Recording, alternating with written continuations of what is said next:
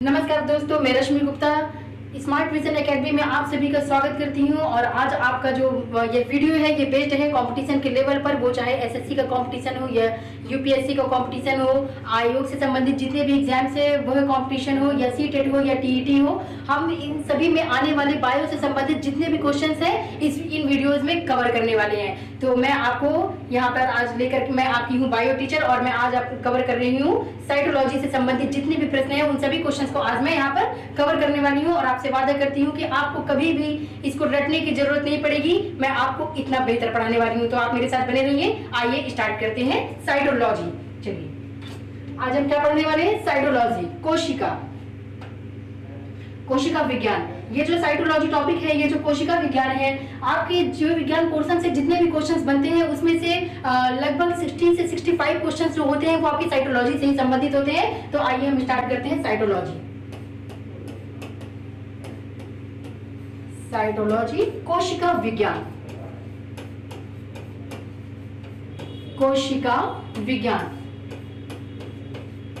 तो हम क्वेश्चन को स्टार्ट करने के पहले, जो वन लाइनर क्वेश्चन है आपके, इसको स्टार्ट करने के पहले हम थोड़ा सा कोशिका के बारे में समझ लेते हैं कि कोशिका क्या होती है, इसकी संरचना किस प्रकार से होती है, जिससे कि आपको क्वेश्चंस को रटने में, जिससे कि आपको क्वेश्चंस को समझने में किसी भी तरह की परेशानी ना आए। और आप इस वीडियो को ज्यादा से ज्यादा शेयर करिएगा जिससे कि इसका लाभ और भी दूसरे स्टूडेंट्स तक भी पहुंच सके। चलिए आगे बढ़ते हैं। तो ये है हमारी एक कोशिका।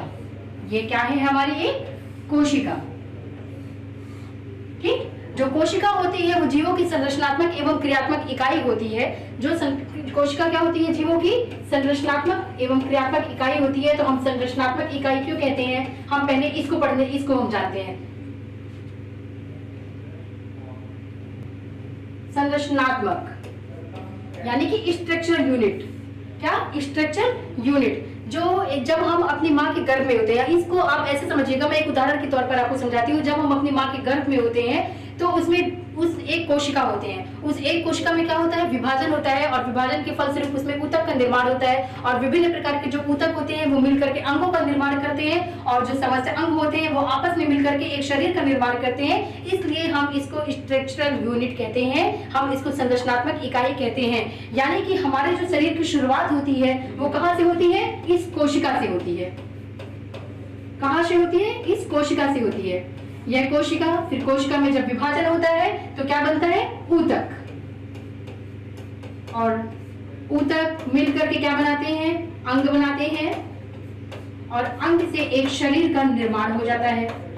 इसका उदाहरण हम ऐसे समझ सकते हैं, या इस बात को हम ऐसे समझ सकते हैं कि जैसे एक ईंट होता है और ईंट कई मिलकर के कमरे की दीवार बनाते हैं और दीवार मिलकर के कमरे का निर्माण करते हैं और कई कमरे मिलकर के एक बिल्डिंग का निर्माण कर देते हैं। ठीक इसी प्रकार से एक कोशिका होती है, कोशिका में विभाजन होता है, विभाजन के बाद ऊतक बनते हैं और जो ऊतक होते हैं वो आपस में मिलकर अंग का निर्माण कर देते हैं और जो अंग होते हैं वो शरीर का निर्माण कर देते हैं। तो आपको समझ में आ गया होगा कि कोशिका जीवों की संरचनात्मक इकाई क्यों होती है। और अब मैं बताती हूँ आपको, कोशिका जीवों की क्रियात्मक इकाई भी होती है। क्रियात्मक इकाई इसलिए होती है क्योंकि हमारे शरीर में होने वाली जितनी भी जैविक अभिक्रियाएं होती हैं वो सभी किसमें संपन्न होती हैं? शरीर की प्रत्येक कोशिका में। हमारी बॉडी की में उपस्थित कोई भी ऐसी कोशिका नहीं होती है जिसमें जैविक क्रियाएं हैं वो संपन्न ना होती हो।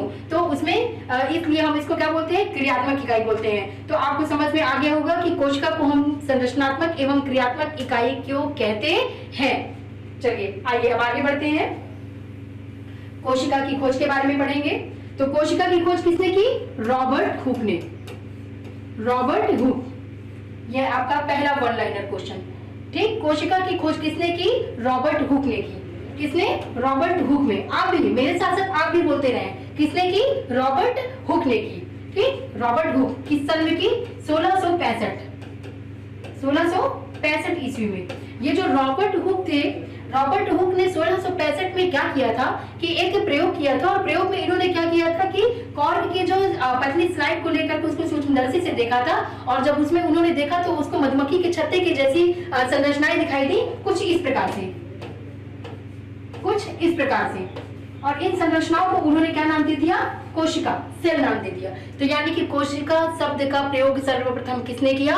रॉबर्ट हुक ने किया। और कोशिका की खोज सबसे पहले किसने की? रॉबर्ट हुक ने की। किस सन में की? 1665 ईस्वी में। आप इसको अपने दिमाग में बसा लीजिए, 1665 ईस्वी में रॉबर्ट हुक ने कोशिका की खोज की। ठीक, आगे बढ़ते हैं। ये जो रॉबर्ट हुक है, इन्होंने अपनी इस खोज का जो वर्णन है वो दिया है अपनी पुस्तक माइक्रोग्राफिया में। किसमें?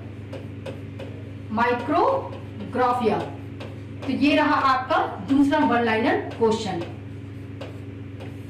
पहला क्वेश्चन था आपका क्या? कोशिका की खोज किसने की? रॉबर्ट हुक ने की। और कोशिका की खोज का वर्णन रॉबर्ट हुक ने किसमें दिया था? माइक्रोग्राफिया में। अगर आपसे पूछा जाएगा कि कोशिका की खोज से संबंधित पुस्तक कौन सी है, तो आपको जवाब देना है माइक्रोग्राफिया। ठीक, अब आगे बढ़ते हैं। कोशिका के सिद्धांत। जो कोशिका के सिद्धांत है, कोशिका के सिद्धांत से संबंधित 3 वैज्ञानिक हैं, स्वॉन, स्लाइडन एंड वर्चाउ।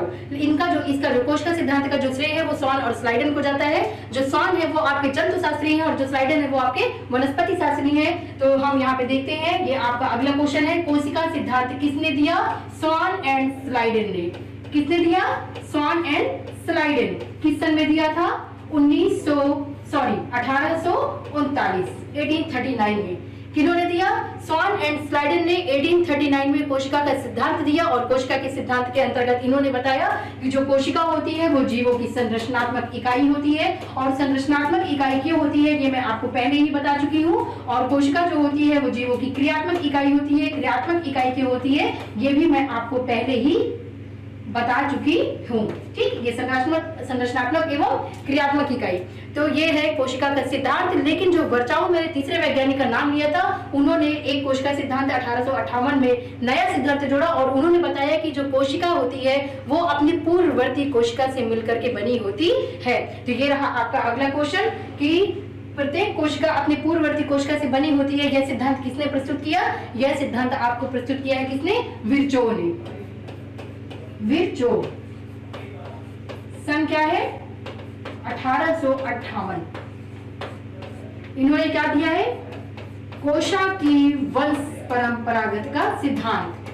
कोशा की वंश परंपरागत का सिद्धांत। ये आप लोग सभी मेरे साथ इसको बोलते चले। बार बार बोलने से क्या होती है, चीजें माइंड में सेटअप होती जाती हैं। और आप इसको नोट डाउन करते चले, इसको कहीं लिखते चले, जिससे कि कभी आपको रिवाइज करना पड़े तो आपको अपनी हैंड राइटिंग में, जो आप अपनी हैंड राइटिंग में लिखते हैं वो आपको जल्दी याद हो जाता है। हालांकि मैं इसका आपको पीडीएफ देती रहूंगी, लेकिन फिर भी मैं चाहती हूँ कि आप मेरे साथ लगातार बने रहें और इसको नोट डाउन करते चले। क्योंकि अपनी हैंड राइटिंग में पढ़ने से क्या होता है, जो हमारा जो रिवीजन होता है वो हमको तुरंत याद आ जाता है कि हाँ मैंने ऐसे पढ़ा रखा है। चलिए आगे बढ़ते हैं। अब हम आ जाते हैं कोशिका के प्रकार में। जो कोशिका होती है 2 प्रकार की होती है। कौन कौन सी? प्रोकैरियोटिक। प्रोकैरियोटिक। तो आपका ये जो वन लाइनर क्वेश्चन है इसमें बन सकता है कि अविकसित प्रकार का केंद्र किसमें पाया जाता है या विकसित प्रकार का केंद्र किन प्रकार की कोशिकाओं में पाया जाता है। तो ये मैं आपको बताने वाली हूँ कोशिका के प्रकार में। तो प्रोकैरियोटिक कोशिका, प्रोकैरियोटिक सेल, ये पहला प्रकार है आपका। और जो आपका दूसरा प्रकार है वो क्या है? Eukaryotic cell. Eukaryotic cell, eukaryotic कोशिका। तो देखिए होता क्या है, प्रोकैरियोटिक, ये जो प्रोकैरियोटिक कोशिका है 2 शब्दों से मिलकर के बना हुआ है। एक तो प्रो और दूसरा क्या है? कैरियोटिक। कैरियोटिक। जो प्रो है, प्रो का अर्थ होता है प्रिमिटिव। प्रिमिटिव माने आद्य यानी कि अविकसित। प्रिमिटिव यानी अविकसित या आद्य। और ये जो कैरियोटिक है, कैरियोटिक का अर्थ होता है केंद्रक, न्यूक्लियस। तो शब्द से ही आपको पता चल रहा है अविकसित केंद्रक, यानी कि वह कोशिका जिसमें अविकसित प्रकार का केंद्रक पाया जाता है उसे हम क्या कहते हैं? प्रोकैरियोटिक कोशिका कहते हैं। ये आपका क्वेश्चन, यहाँ पर आपको एक और क्वेश्चन मिल गया है। आपका क्वेश्चन बन सकता है, आपका क्वेश्चन आता है कि अविकसित प्रकार का जो केंद्रक होता है वो किन प्रकार की कोशिकाओं में पाया जाता है, और उसमें आपको ऑप्शन दे देंगे। तो उसमें एक ऑप्शन होगा प्रोकैरियोटिक कोशिका, तो आपको प्रोकैरियोटिक कोशिका में उत्तर टिक लगाना है। ठीक, आपका प्रोकैरियोटिक जो कोशिका है वही आपका सही उत्तर है। चलिए अब आगे बढ़ते हैं, यूकैरियोटिक कोशिका में आ जाते हैं। जो यूकैरियोटिक कोशिका है वो बना है यू प्लस कैरियोटिक। कैरियोटिक। तो जो यू है इसका मतलब होता है गुड या वेल। यानी कि व्यवस्थित केंद्रक या विकसित केंद्रक। तो यूकैरियोटिक कोशिका में विकसित प्रकार का केंद्रक पाया जाता है और यूकैरियोटिक कोशिका के अनुसार हमारे जो सजीव होते हैं वो दो प्रकार के होते हैं। एक तो होते हैं एक कोशिकीय जो एक कोशिका से बने होते हैं और जो दूसरे होते हैं वो बहुकोशिकीय होते हैं जो बहुत सारी कोशिकाओं से मिलकर के बने होते हैं।